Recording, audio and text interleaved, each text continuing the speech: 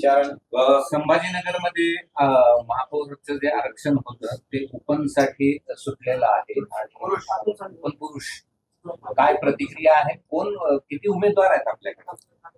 आमच्याकडे भारतीय जनता पार्टीकडे अनेक ओपन मधले आमचे नगरसेवक निवडून आलेले आहेत, त्यामुळे आम्हाला तशा कुठल्याही प्रकारची अडचण येणार नाही कुठली.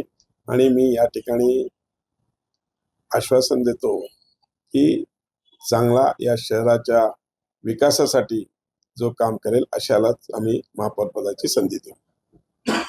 किती जण इच्छुक आहेत असं काही सांगा, किंवा कोण रेस आता आरक्षण कुठल्या प्रकारे सुटणार याची उत्सुकता होती. आता उमेदवार कोण कोण असतील याची उत्सुकता आहे. मी सांगितलं ना, अनेक उमेदवार आहे, मी कोणाचे नाव घेणे चुकीचं होईल, पण सगळेच चांगले सक्षम आम्ही उमेदवारी देतानाच सक्षम उमेदवारांना उमेदवारी दिलेली आहे आणि त्यामुळे नक्कीच यांच्यापैकी चांगल्या उमेदवारांना आम्ही त्यांना सक्षम उमेदवारालाच आम्ही महापौर पदाची संधी देऊ. मराठवाड्यातल्या उमेदवारी देताना जी कसरत लागली होती, आता पुन्हा एकदा हे निवडण्यासाठी देखील महापौर निवडण्यासाठी नाही, आमची कोर कमिटी आणि आमचे पक्षश्रेष्ठ माननीय देवेंद्रजी फडणवीस साहेब असतील, आमचे प्रदेश अध्यक्ष असतील माननीय रवींद्र चव्हाण साहेब आणि आमचे प्रभारी बावनकुळे साहेब असतील, या सगळ्यांशी चर्चा करून आम्ही महापौरचा कॅन्डिडेट ठरवू. मराठवाड्यात सुद्धा इतर 4 महानगरपालिकेत ठिकाणी भाजप सत्ता स्थापन करू शकतं, तिथेही आरक्षण सोडत जाहीर आहे. विशेष म्हणजे जालन्यामध्ये बऱ्याच जणांना उत्सुकता,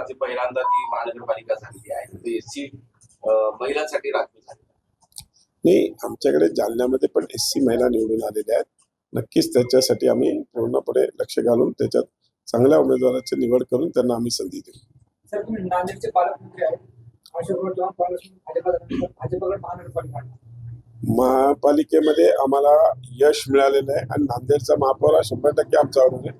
आणि मी सांगितलं तेच की आम्ही तिकीट देतानाच सगळ्यांना योग्य चांगल्या सक्षम उमेदवारांना दिलेलं आहे, म्हणून त्याच्यातलाच उमेदवार निवडून आम्ही त्यांना निवडून आणू, म्हणजे त्यांना महापौर करू.